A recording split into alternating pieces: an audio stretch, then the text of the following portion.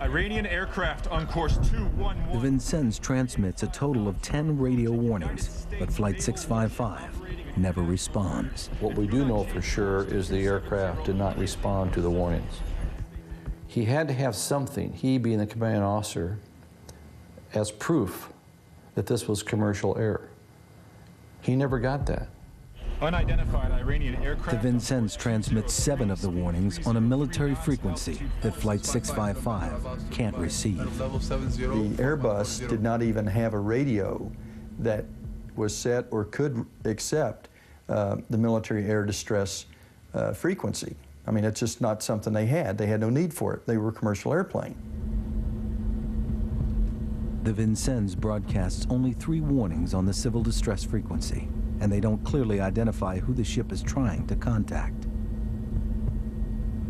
Unidentified aircraft on course 210, speed 350, altitude 10,000. The Vincennes radio talkers cite the aircraft's ground speed. Bearing 201, 20 miles from you. You are standing into danger and may be subject to United States defensive measures.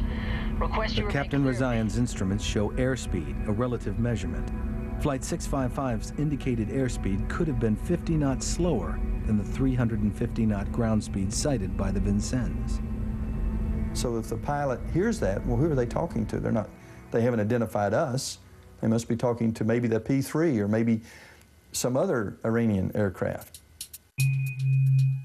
Throughout its flight, Iran Air 655 transmits its squawk code, the unique label that tells radars what flight it is.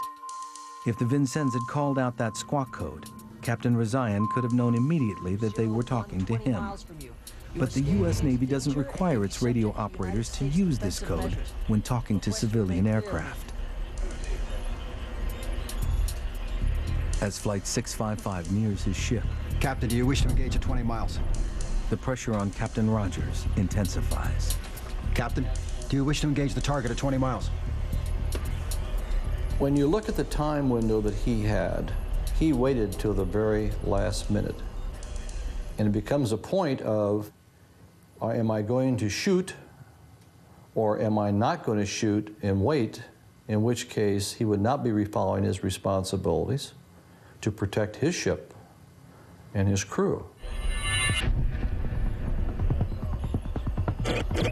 Captain Rogers receives reports that the plane is descending, apparently about to attack. For Rogers, this is the decisive factor. Altitude declining. It's the critical moment. Now Fogarty's team presses Tactical Coordinator Leach for answers. Okay, were you reporting descending elevations over the net? Over the internal net? Yes, sir. So in other words, when you saw that track, that aircraft start descending, you were reporting that up to TAO, CO, Gulf Whiskey? Yes, sir. Like an aircraft's black box, the Vincennes computers recorded all the data on the CIC's screens. Those records show that Iran Air 655 was never descending. It was, in fact, ascending the whole time. That was a revelation that we had not anticipated. Altitude declining. Is it possible that somebody, although the data showed perhaps that it was going up, would say it's going down, descending? Fogarty sends a medical team, including a psychiatrist, to the Vincennes.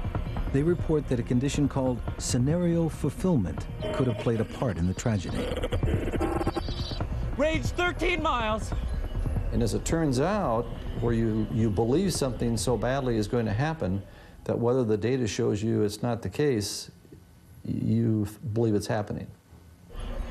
If those in command had checked their monitors, they would have seen that Flight 655 was not diving in a classic attack profile, but was continuing its steady climb.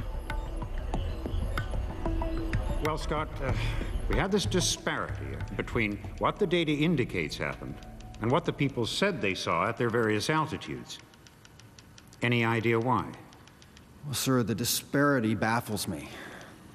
I thought about this for many days now, and I came to the realization that this data to me doesn't mean anything because I reacted to people I had operated with who were reliable. And when they reported at short range, they had decreasing altitude, increasing speed. I had no reason to doubt them. I had to make a split-second recommendation to the commanding officer, and I did. So Lieutenant Commander Lustig trusts his men's judgment, and Captain Rogers trusts Lieutenant Commander Lustig's. My confidence in Lieutenant Commander Lustig confirmed to me that the aircraft was, in fact, a threat. At 9 miles, I felt I could no longer delay defensive action. I granted firing permission. When I looked at the timeline that he had to make a decision and the information he was given upon which to make that decision, it was my feeling, to this day I still feel the same way, that he made the right decision with the main thing in his mind: I don't want my ship to get hit.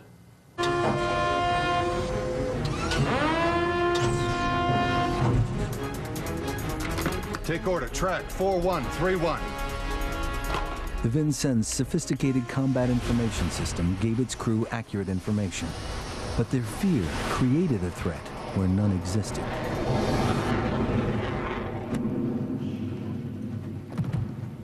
After a month, Admiral Fogarty's investigation is over. He finds that the downing of Iran Air 655 was not the result of any negligent or culpable conduct by any U.S. naval personnel, and that Captain Rogers acted in a prudent manner given the information available to him and the short time he had to make his critical decision. The report says Iran must share the responsibility, having hazarded one of their civilian airliners in close proximity to hostilities. The U.S. government publishes an edited version of Admiral Fogarty's investigation, but it conceals one key fact from the world, and that fact will cast a whole new light on the tragedy of Iran Air Flight 655.